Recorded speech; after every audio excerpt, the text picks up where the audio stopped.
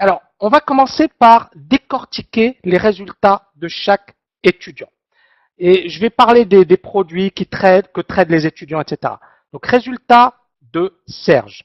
Alors, Serge, il a rejoint la formation en février 2012. Alors, il travaille dans le domaine du trading automatique. Il a sa boîte, etc. Et alors, moi, j'avais un peu hésité, etc. Mais il s'est avéré être quelqu'un de très motivé, très sérieux, et qui participe à la communauté, d'accord? La communauté TKL, donc il s'est facilement intégré et surtout il a beaucoup apporté, il a énormément apporté.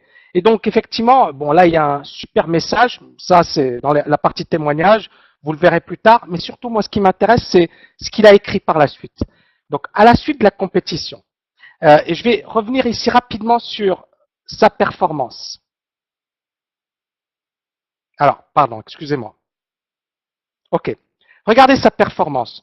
Donc, il commence négatif, il repasse dans le vert, et puis effectivement, on a une performance qui est extrêmement moyenne, hein, d'accord, sur la période. Pourquoi? Parce que pendant la compétition, Serge n'était pas dans les meilleures dispositions. Premièrement, il a beaucoup stressé. Deuxièmement, pour lui, l'enjeu était trop important. Et donc, effectivement, il n'a pas du tout appliqué la méthode. Et donc, on va revenir rapidement sur son sentiment à l'issue de la compétition. Donc, il explique la chose suivante. Moi aussi, j'ai pris un peu de recul. Cette compétition m'a permis, d'une part, de me comparer à d'autres élèves, de pouvoir comparer mon niveau, me poser des questions. Pourquoi font-ils mieux que moi? Et chercher les réponses. Il m'est apparu évident qu'il fallait que je reprenne les cours et continue à étudier. Alors là, ça veut tout dire. C'est-à-dire que, encore une fois, et vous voyez l'importance de travailler sérieusement. Il y a beaucoup de personnes qui disent je maîtrise.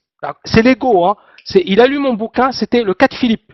Il avait lu mon bouquin, il avait lu mes cours, et puis il n'a pas fait l'effort d'aller jusqu'au bout. C'est-à-dire, mince, vous avez une méthodologie, vous avez un plan de trading, vous avez un truc qui est super complet, essayez de l'étudier au maximum. Eh bien non. Il y a, entre guillemets, alors Serge, désolé, hein, excusez-moi, mais je pense une certaine paresse. C'est-à-dire, on recherche la solution de facilité, on ne va pas jusqu'au bout. On ne fait pas le maximum. Et franchement, c'est ça, il y a de la paresse, on le sent. C'est-à-dire, tranquille, voilà, je vais étudier les cours. Vous voyez encore une fois pourquoi j'ai parlé de classe prépa, de se mettre la pression, de se dire je veux réussir, je vais me donner les moyens de réussir, je vais faire le maximum pour réussir. Eh bien, encore une fois, c'est ça. C'est-à-dire, il n'y a pas de secret en trading. Si vous voulez réussir, il faut s'en donner les moyens. Il faut faire le maximum. Et donc, merci Serge pour votre honnêteté. Donc, effectivement, cette compétition m'a permis de me poser les bonnes questions. Pourquoi font-ils mieux que moi? Et donc, effectivement, Pierre-Yves, mais c'est un bosseur. Mes cours, il les connaît peut-être mieux que moi. Pierre-Yves, je rigole, mais bon, je pense que je suis pas loin de la réalité. C'est-à-dire, il maîtrise la méthode. Jérôme, c'était le premier à passer le QCM. À 4 heures du matin, il passe le QCM et il était super motivé. Tous les soirs, il écoute mes cours, il suit. Non mais franchement, Myriam, c'est des bosseurs. Ça, encore une fois, quand je parlais de classe prépa, je ne suis pas loin de la réalité. C'est-à-dire, ils bossent, ils sont motivés, ils savent ce qu'ils veulent, ils savent pourquoi ils sont là. D'accord? Et donc, ils se donnent les moyens. Et justement, en revisionnant les cours, je vois encore tous les jours des points que je ne maîtrise pas encore suffisamment. Mais tout est dans le cours. C'est-à-dire, et Serge a pris des trades qui n'étaient pas bons. Et je lui ai expliqué, je lui ai dit, mais Serge, pourquoi vous avez pris ces trades? C'est-à-dire que quand, par exemple, le marché ne faisait rien, il était super actif, donc il prenait plein de trades, et quand le marché il décalait, on avait des super beaux mouvements, il ne les prenait pas, il disait non, non, je révise mes cours. Moi, je lui ai dit non, mais c'est là où il faut attaquer. Vous voyez le truc? Et donc, encore une fois, c'est de la psychologie. C'est l'importance de maîtriser la méthodologie, l'importance de maîtriser effectivement les bases, les fondamentaux. D'accord? Donc, il faut juste que je continue à étudier jusqu'à ce que je puisse, d'un simple coup d'œil, repérer les configurations intéressantes. Je traite très peu en ce moment car je ne suis pas satisfait, etc., etc. Donc, là, on voit bien, effectivement, il a fait un diagnostic, je dirais, honnête, hein, c'est-à-dire qu'il n'avait pas suffisamment bossé. Et il manquait encore des trucs, d'accord? sur le plan, et là je vais revenir dessus, hein, je vais revenir dessus juste après. Donc, le nombre de trades gagnants de Serge, 31, le nombre de trades perdants, 18. Donc, un ratio qui est tout de même supérieur à 50%. D'accord? Et donc, pourquoi effectivement sa performance n'est pas bonne? Parce que justement, les gains trop faibles, les pertes trop élevées. D'accord? Donc, à partir de là, effectivement, l'importance de bien gérer ses gains, de couper ses pertes rapidement et surtout de trader quand il faut trader et de ne pas trader quand les conditions ne sont pas réunies. Est-ce que tout le monde est OK? Donc ici, on voit en pourcentage le nombre de trades perdants, il est de 37%, le nombre de trades gagnants, 63%. Donc encore une fois, ce n'est pas catastrophique. D'accord? Par contre, effectivement, la probabilité de succès, elle est la probabilité de succès, elle est assez correcte. Alors, il y a une personne qui dit il vend du type Vostro et on le voit comme élève. Ok, là, ça n'a rien à voir. D'accord? Moi, je ne sais pas ce qu'il fait comme activité. Je sais que c'est quelqu'un qui a rejoint l'école, qui travaille de manière sérieuse. Après, effectivement, j'ai eu une discussion avec lui. Et si vous voulez lui poser des questions, posez-les lui directement. Moi, tout ce que je sais, c'est que il a bossé, il est impliqué, il cherche à développer effectivement des compétences dans le domaine du trading manuel. Point. D'accord? Le reste, je ne sais pas. Alors, pourcentage de trades gagnants-perdants. Nombre total de trades, on a 49 trades. Donc, trades perdants, on a 37%. Trades gagnants, 63%. Alors, performance cumulée, donc on en a parlé tout à l'heure. Donc, on voit effectivement que la performance, elle est moyenne. Néanmoins, Serge, il a eu le courage d'aller jusqu'au bout, de faire la compétition, de faire ce qu'il fallait. Et je pense qu'il a appris énormément et qu'il va se développer et qu'il va devenir super bon. Et encore une fois, bon, je sais que il y a des histoires, etc., plein de choses, hein, mais dans l'optique TKL Trading School, il fait son boulot de manière sérieuse. Alors, le joke des étudiants TKL. Donc justement, ça s'applique à la perfection à Serge. Hein. Donc là, c'est durant un séminaire. Philippe, il me pose plein de questions. Philippe, c'est un étudiant TKL. Il me pose plein de questions. Il me dit, Tami, c'est difficile parfois de ne rien faire sur les marchés. Alors que moi, je lui dis, l'objectif, c'est quoi? C'est de prendre 2-3 trades grand maximum, d'être super sélectif. Mais lui, il me dit, mais Tami, parfois, il faut se positionner. Et donc, moi, je lui ai sorti effectivement cette joke du vendeur de pizza. Je lui ai dit, généralement, sur les marchés financiers, quand, par exemple, un marché fait du surplace, est-ce qu'il faut s'activer? Il me répond, oui, mais si on peut trouver des situations, etc. Je lui dis, alors, on va prendre l'exemple du vendeur de pizza. Le vendeur de pizza, quand il n'a pas de clients, est-ce qu'il fait des pizzas? Philippe me répond, non. Je lui dis, faites comme les vendeurs de pizza. C'est bête, d'accord, mais c'est efficace. C'est-à-dire que vous êtes en situation face au marché, vous voyez un marché qui fait rien, vous avez envie de vous positionner. Tout de suite, il faut avoir le réflexe. Est-ce qu'il y a un mouvement? Est-ce qu'il y a un truc à faire? Est-ce que je dois me positionner? Donc, vous voyez, c'est un raisonnement très bête, mais extrêmement efficace. En situation, vous martelez certains principes et vous dites, ça vaut le coup ou pas? Et donc, vous analysez, vous analysez, vous analysez. Moi, quand je bosse avec mes étudiants, par exemple, durant la TKL Trading Room, qu'est-ce que je fais? Premièrement, je donne une stratégie. Je dis, OK, voilà les niveaux clés, voilà ce que je ferais dans telle ou telle situation. Et si effectivement le marché ne casse pas, je ne fais rien. Et je peux vous dire que si le marché ne fait rien, eh bien effectivement, moi je ne vais pas bouger. Et quand on va avoir effectivement des signaux extrêmement clairs, extrêmement limpides, je ne vais pas rater. Donc c'est un petit peu comme ça qu'il faut travailler. C'est-à-dire il faut travailler de manière intelligente. Le problème, c'est que beaucoup de personnes ne réfléchissent pas comme ça et font tout l'inverse. Et donc moi, ce que je vous recommande, c'est justement d'éviter de trader lorsqu'il n'y a pas d'activité. On a 90%. Pourquoi beaucoup de personnes perdent sur les marchés?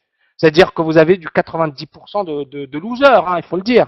85%, il y a des statistiques qui varient. Moi, j'ai fait une recherche sur le concours zonebourse.com avec Philippe Bernard de Dauphine. Donc, on a fait cette recherche. D'ailleurs, il y a eu des articles dans les échos, etc. Et dans cette recherche, eh bien, on a effectivement mis en évidence ce pourcentage de traders perdants. 90% de traders perdants durant la compétition.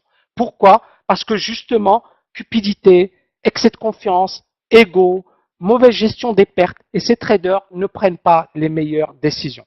Et donc moi, la règle de base, c'est-à-dire vous voulez durer dans ce métier, vous voulez réussir dans ce métier, apprenez à réfléchir comme un vendeur de pizza. D'accord? C'est bête, hein? Un vendeur de pizza, il n'a pas fait Harvard. Et pourtant, il est beaucoup plus efficace qu'un mec de Harvard. Pourquoi? Parce que le mec de Harvard, il va se poser plein de questions existentielles en situation. Donc, il va vouloir effectivement, voilà, il va commencer à rationaliser, essayer de trouver des raisons, etc. Alors que le vendeur de pizza, quand il n'y a pas de pizza, quand il n'y a pas de clients, il fait rien. Et quand il y a des clients, eh ben, il s'active, tout simplement. Eh bien, effectivement, il faut avoir ce raisonnement de base. D'accord? Voilà, trop de réflexion tue l'action. Et quand effectivement vous n'avez pas suffisamment de raisons pour vous positionner, d'arguments, vous ne faites rien. La plupart des individus font l'inverse. Et c'est pour ça que la plupart, vous avez 90% de traders perdants. Donc à partir de là, tout comme le vendeur de pizza, votre job consiste à ne rien faire quand il n'y a pas d'activité. Il faut attendre qu'il y ait de l'activité pour passer à l'action. Règle de base. Et c'est ce que je recommande vivement à Serge, mais également à tous les autres étudiants. Même quand, par exemple, vous avez effectivement des étudiants qui pensent maîtriser, parce que, encore une fois, une erreur, elle arrive très vite.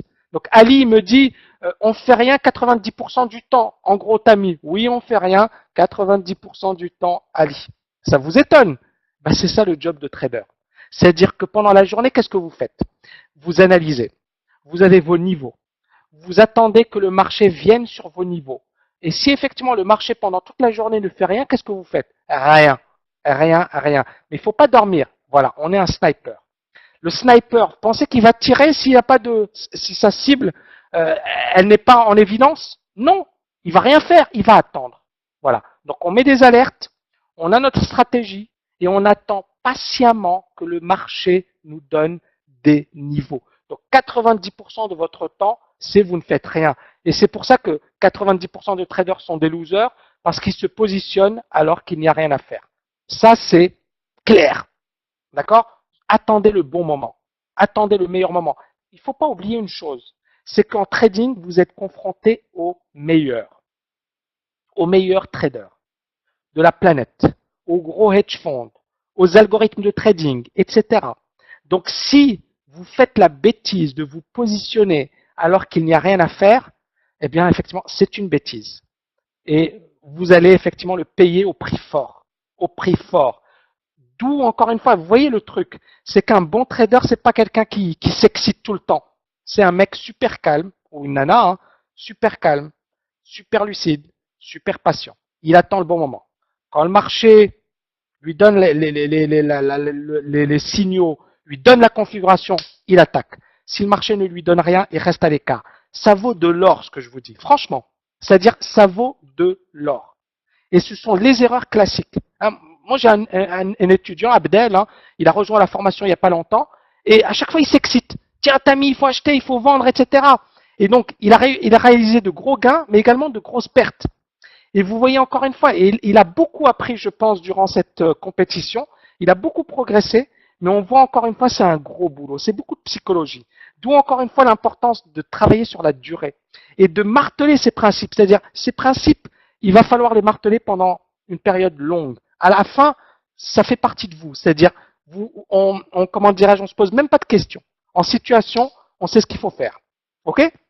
Alors, Erwan qui me dit tricot, ha ha ha, pas du tout, mais justement, alors Erwan, c'est pas tricot, c'est on fait notre job. Le job d'un trader, c'est quoi? C'est j'attends. J'attends que le marché me donne une opportunité. Tricot, vous allez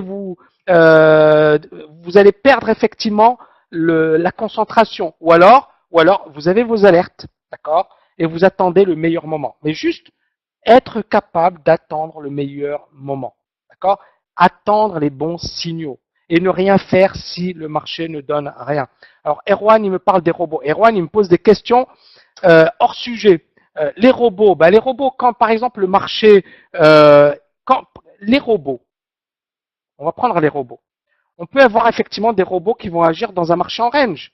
Mais quand le marché il décale, vous pensez que c'est les robots qui font décaler un marché? Alors, certains moments, oui, hein, je le reconnais. Mais quand vous avez un marché qui décale à long terme, ce ne sont pas les robots qui le font décaler. Ce sont des gros mouvements, des institutionnels.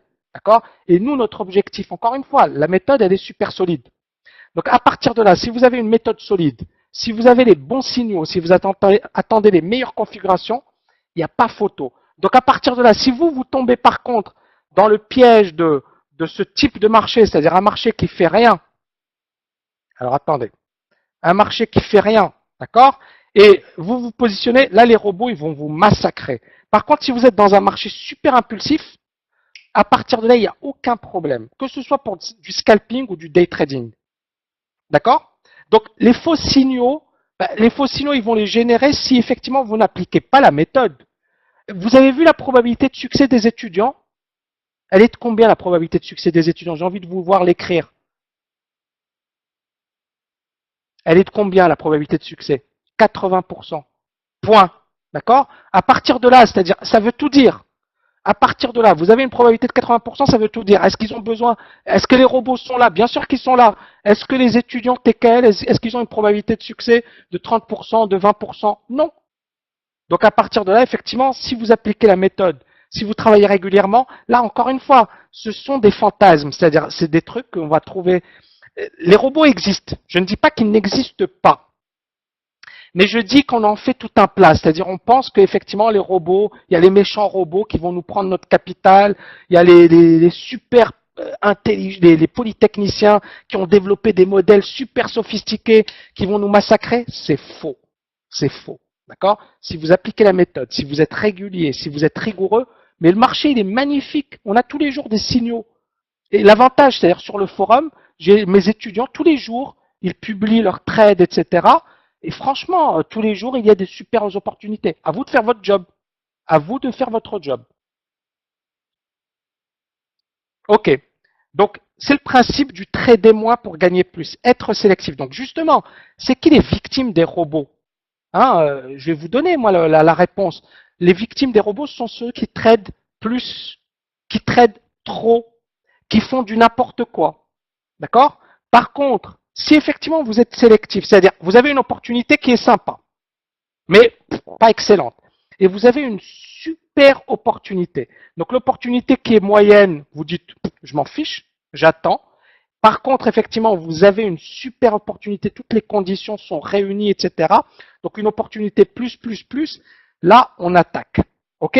Eh bien, justement, le problème c'est que beaucoup de personnes ils s'excitent, ils s'activent dans un marché qui ne fait rien, et quand on a la véritable opportunité, ils ne font rien. D'accord? Donc, encore une fois, erreur fatale, erreur classique. Donc, être sélectif, trader moins pour gagner plus.